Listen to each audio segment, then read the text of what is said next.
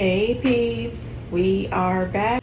We're talking Life After Lockup, Season 3, Episode 2. Hey, before we get into the video, please do me the honors of subscribing to my channel, hitting the notification bell so you can always be notified when I post new content, hitting the thumbs up because that does wonders for my channel, and share. Thanks. So this episode starts off with Kevin and Tiffany. And they were not in majority of the episode. It was just kind of a quick pickup from where it left off. Tiffany at Kevin's house, and she finds out that he's got some other lady's underpants in his drawer. Even though, if memory serves me correct, those underpants that she picked up were not the same ones this episode that she picked up last episode. She's pretty much fed up with the crap. She packs a bag, which, it wasn't a real suitcase, but it was, those reusable kind of grocery bags. So I appreciate her being eco-friendly. But what I think is best is for her to just never come back. She leaves him a little note on the bed about she knows those are not his underpants. What would be quite entertaining is if we found out those are his underpants. Anyway, this storyline is quite manufactured and totally boring. We find out that Kevin is a truck driver, and it was so funny because he looks so cute and tiny behind the wheel of that big truck. Anyway, I thought, how when you're a kid and your dad puts you on his lap, so you could, pretend to drive. That's kind of how I felt. I really would like to know if there's a stack of, old yellow pages that he sits on. Anyway, I'm going to move on from this. He's talking to his friend. Oh, Kayla's getting on his nerves. She won't stop calling. She's ringing his phone off the hook. Yet and still, he has never blocked her. I know good and damn well that man knows how to block somebody. You're not blocking her because this helps your ego. Your ego is boosted by the fact that Kayla just won't let go. Now listen, I've seen these pictures of Kayla and Tiffany online. They look real cozy. Where is Kevin? Okay, don't let me find out that they have kicked Kevin to the curb and decided to enjoy the pleasures of each other. I'm just saying. Anyway, this storyline is exactly that, a storyline. I'm over it. Moving on. Then we move over to Taylor and Chance. Honey, now listen, get the hell out of here, okay? Chance is taking the girls to the father-daughter dance. What in the hell qualifies him to take the girls to the father-daughter dance? Absolutely not a damn thing. She lets us know that her other daughter's father is taking her to the father-daughter dance, but Chance is taking the older two to the father-daughter dance. No, ma'am. Okay, I would have much preferred her youngest daughter's father to take all three of the girls to the father-daughter dance. Chance shouldn't be in the house with the girls. Chance should not be alone with the girls. Chance should definitely not be at the father-daughter dance with these girls. This man is disgusting, and I get creepy perv vibes off of him. He couldn't be within 3 inches of my child without my laser focused sight on his butt. I'm just saying, oh hell to the no. Taylor is, to me, a very immature, childish, selfish woman. I would not want her to be my parent or my sister, for that matter. You can tell that her oldest child doesn't even like Chance. And it seems that she is truly trying to force this relationship on these little girls. And this man is giving me predator. The fact that you have pushed your twin, who has been helping you out all this time, out to this garage. He wants to call it a garage apartment. That is a garage dump. Good and damn well he is not putting any installation in that place. That place is disgusting.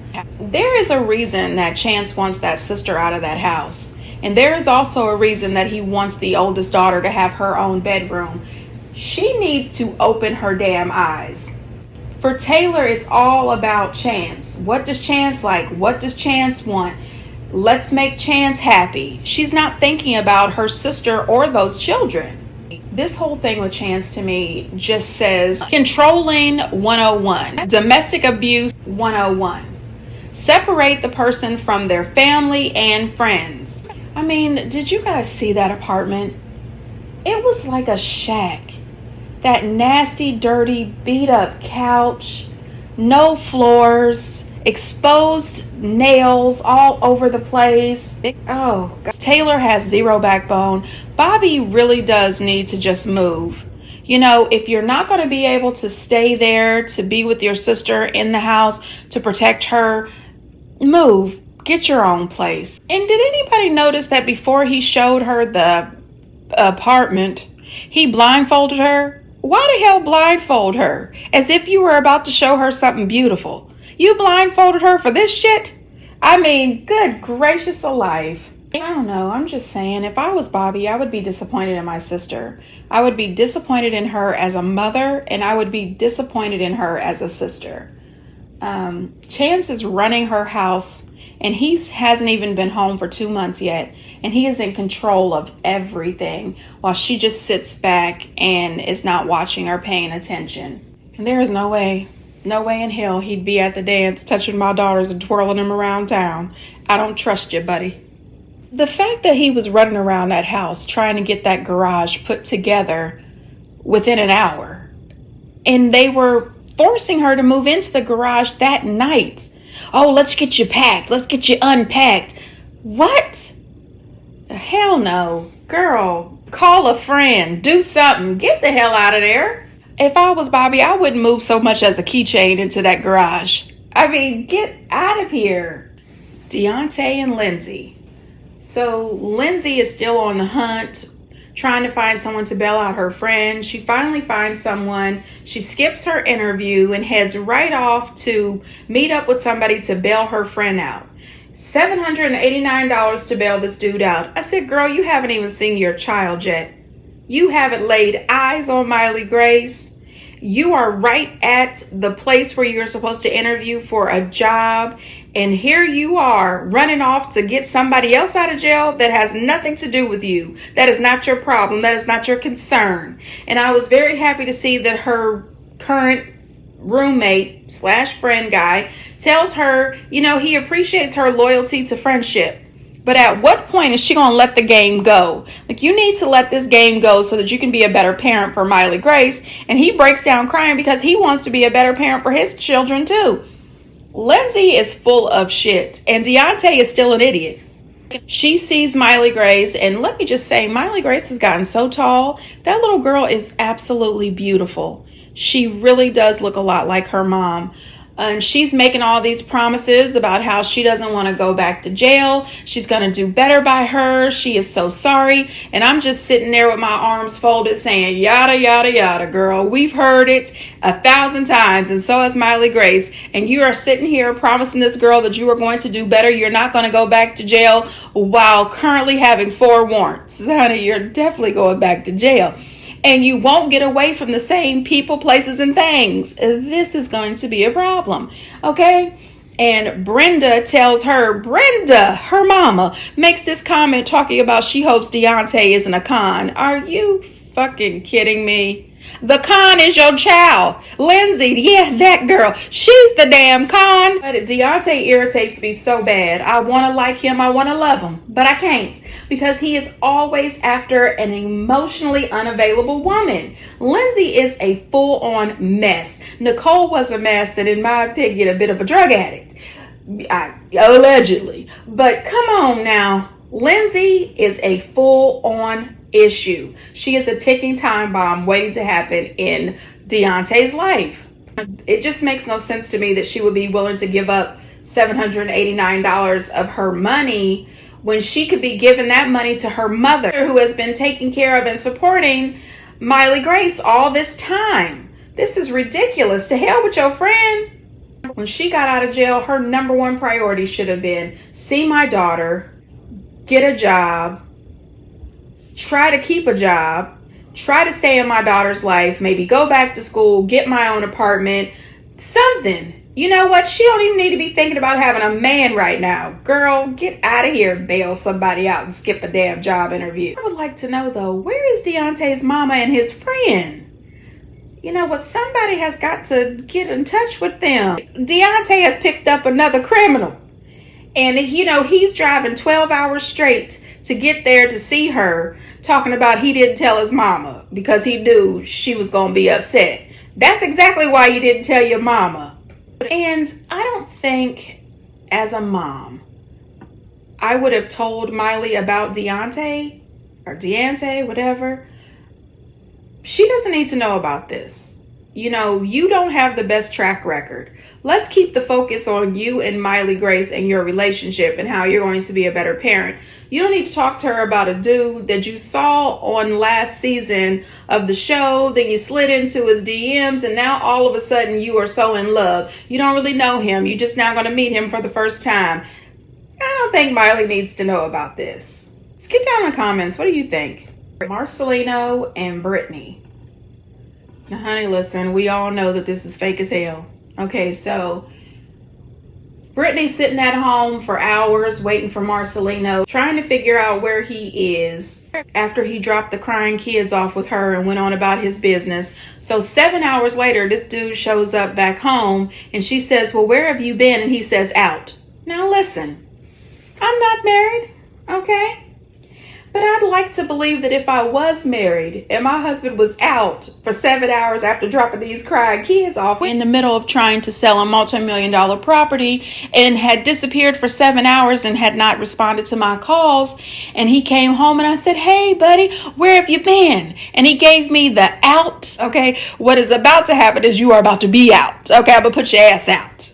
Okay, you are not coming in here with this. I was out. Okay, so he has this full-on little attitude with her. She ends up having this breakdown of sorts. The acting classes are paying off. There was a teardrop I saw. So she's telling him how she feels so bad about herself. She doesn't think he loves her. She doesn't think he wants her. She doesn't know if he wants to let go. Please go ahead and tell her something. He sits there in silence. Okay, not a no, honey, I do love you. We're just going through a few things right now. Nothing.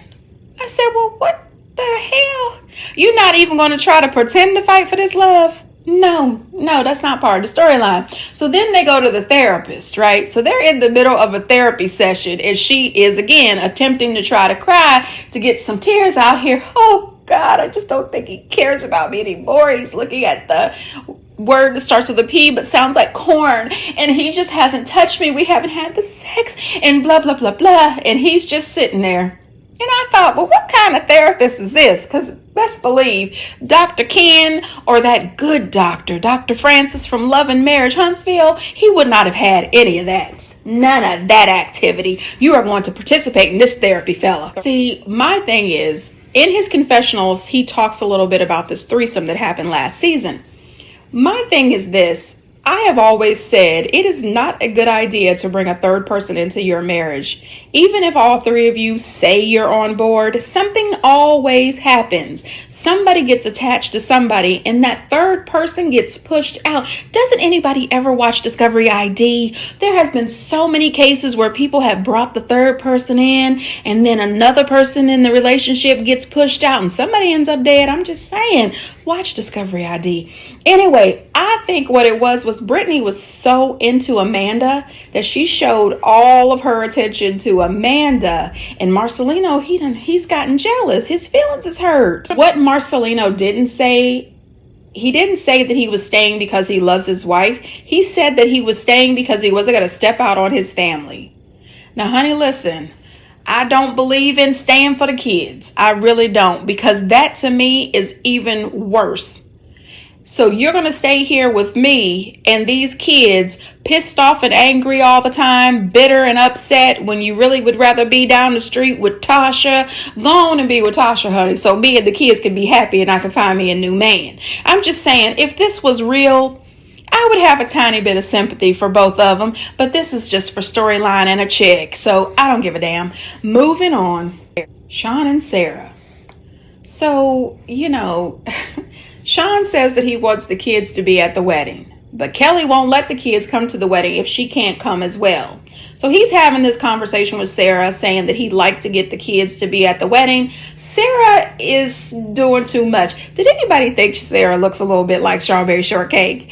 Anyway, Also, when they were showing the flashbacks of Kelly and Sean, I never realized that Kelly was the original redhead in Sean's life. Anyway, moving on, I get so sidetracked. But Sarah likes to say, oh, I really wish Sean's kids could be there. But as soon as Sean brings up the fact that they could be there if Kelly comes, Sarah is pissed. Oh no, she caused too much and she's not coming. She's not going to ruin my wedding and all this stuff. Girl, calm down. The fact that you're marrying Sean is what's going to ruin the wedding. I mean, it's just odd to me that these women are just so goo-goo gaga over Sean. Why? And Kelly doesn't want Sean. I don't know why Sarah is so worked up about Kelly. Sean does not take care of his kids. Kelly takes care of those children full time. So she's the one who makes the decisions for these kids. I would not want to send my smaller children on an airline from Las Vegas to Ohio for a wedding to a woman I have never met who is also a convict. No, ma'am. I need to be with my kids. I wouldn't even volunteer to bring the kids, to be honest. But, just for storyline purposes, I don't think that this marriage between Sarah and Sean is going to be a forever love. I think that she's going to experience the single motherhood here real soon. Did anybody notice that in Destiny's phone, Sean was labeled the lame trick? Oh my God, that took me out. It took me a minute. I said, oh Lord. Yeah, I think that Sarah's jealousy is really showing. And Kelly doesn't want Sean. She doesn't want Sean at all. And when he told her that he was expecting a child, she said, you don't take care of the ones that you have. What, are you going to take care of this one? He said, well, yeah. I mean, really, I don't think that Sarah understands it. Kelly tells him that the only reason why he wants his kids to be there is because he wants to show off and try to pretend as if he is a good father. And I think she's right. I think Sean does want to pretend. Sarah does not understand that Sean is an absentee father. He wants to put on this act as if he is present, he's attentive, but he's been there in Ohio with you, Sarah, for 10 months and have not seen his kids. He has not jumped on a flight to fly back to Las Vegas to see his kids. He's sitting there with you playing the blame game, saying that Kelly won't let his kids come there. She's not stopping you from getting on a plane to come see your own kids. And she told him she might bring the kids down, but he's going to have to pay for it. And he says, oh, okay, he's got to talk to Sarah about it. And when you look at the previews and everything that's been happening, Sarah has been up in arms and going crazy about Kelly. Girl. It's Destiny that you really need to worry about. She is the real problem. And I don't understand. Is Love After Lockup really trying to make us believe that Destiny's baby is Sean's? Because I just don't see how that math is adding. Anyway, I guess we'll find out. When they went to that place to get that pedicure, I don't know how I felt about that location. That pedicure bath, little tub thing, you can get that for $34.99 at your local Walmart. And I can get me a crown, over at Party City. But anyway, if I had gone there and they gave me a crown, I definitely would have worn it. Okay, I would have sat there proud and, got my pedicure. But I wouldn't go there myself, only if the show was paying for that. Chaz and Brynn. Honey, now listen, Bradwood is over at Erin's house. He hiding off in the corner while she watched Chaz in this crazy performance, sitting there talking about. She didn't tell Chaz where she was because Chad has never been married to anybody who he could trust, and he still hasn't. Okay, girl, bye. Her sitting here with this fake, she really cares about Chaz, but she's nervous. And girl, please, Chad could be sitting there looking like Erin's twin, bad teeth and all, and you still would not be attracted to Chaz. Quit lying. Just tell the truth. You're not interested in Chaz in a sexual way. I mean, current day, she's got one of those back pages, prostitution pages or whatever, allegedly, even though I've seen the receipts. They are not together. Quit lying to Chaz. Just let him know that you think he's a really good person, and on paper he's a great husband, but physically you're just not into it. The only thing she likes about him is that he supplies security for her, and he's stable. And she keeps making this comment over and over and over again that Chaz is a stranger. You married him. Did y'all see them having that romantic Zoom anniversary? He put those candles on that cat scratching post and thought that was cute. He's got all the suits, flowers, balloons, and champagne. You are on Zoom. Buddy, you should have pulled a cup of Kool-Aid. Boy, sit on down, shut the hell up. I wasn't here for it. Trying to have some ambiance. Chaz, I hate to say it, but you are not getting the cookie or the kitty. No vagina. None of that. Unless it's from somebody else. Because Brad it's not going to happen, buddy. Sorry. I'm just saying. The problem here is Chaz loves Branwen way more than she cares about him. His sister tried to warn him, and so did his bandmates, even the one with the crazy contacts and the machete. Buddy, this isn't good, okay? She's treating you terribly. You look kind of clownish. I'm just saying. Good luck to you, Chaz. Puppy and Amber. Lord, this is another couple that has run its course. We TV, Love After Lockup people, stop doing this, okay? Puppy and Amber should be gone. We are done with them. The storyline is over. Anyway, we find out that Amber's mom, Monica, was remarrying her daddy. I guess they got married way back in the day. Had Amber. Amber was one. They got divorced. Here it is 34 years later, and they have remarried. Anyway, this wedding was very different, very creative, and cheap. Anyway, I laughed a little when they started talking about how they were all jail bunkies. I said, well, what in the hell? Isn't that something? You in jail, your mama in jail. Now you got this girlfriend and she's in jail. And then you have Queen, who was also in jail. Yeah, it was a lot. They're all on the probation for many, many years. Way too much. So Puppy shows up late. It was kind of disruptive and a little bit loud and quite embarrassing. But she brings the meth gremlin with her. I don't care what anybody says. He looks a bit like a gremlin who's on the meth. In my opinion. I don't have any proof that he's on meth, but yeah. Anyway, we find out that he's married. And Queen says, "You been effing this married man?" And she said, well, he says he's going to get a divorce. Now listen here, honey. Listen here. Let me give you peeps some advice. 9 times out of 10, when a married man tells you that they are going to get a divorce, they are lying. They are lying. They are not getting a divorce. They are not leaving their wife. It is not going down. Don't believe it. Don't trust it. They're liars. What I appreciated about this was Queen went over and sat down next to Puppy and the meth gremlin. And she told him that she doesn't mind going to jail. She knows how to do time. That he better be good to Puppy. Okay, well, this pissed the little tiny baby meth gremlin off, right? He was ticked. I don't like to be talked to like that. I don't like to be questioned. So he jumps in his little minivan and pulls off. I said, how many times does she have to be left? It's either her or Amber getting left every season. It's starting to just be too much.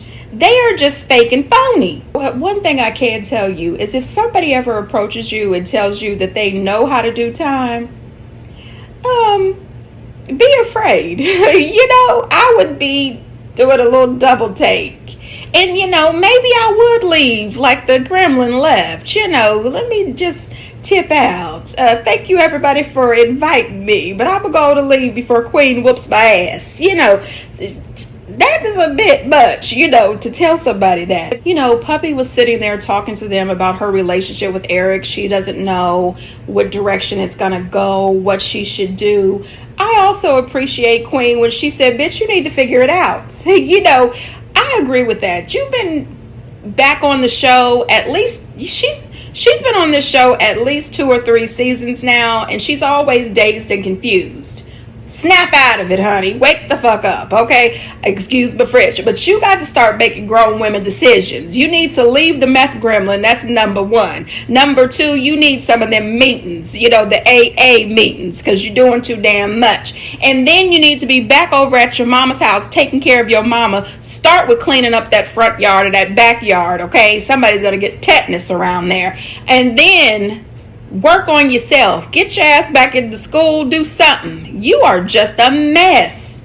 I'm just saying. And I have no proof of this, but did it seem like to anybody else that Puppy and the meth gremlin seem to be high? And I do mean high as hell, especially during the confessionals. Love After Lockup, do better. Can we start testing people? I'm just saying, I've had it. Puppy always looks sad and miserable every season. Anyway, you guys, get down in the comments and let me know what you think. And until next time, bye.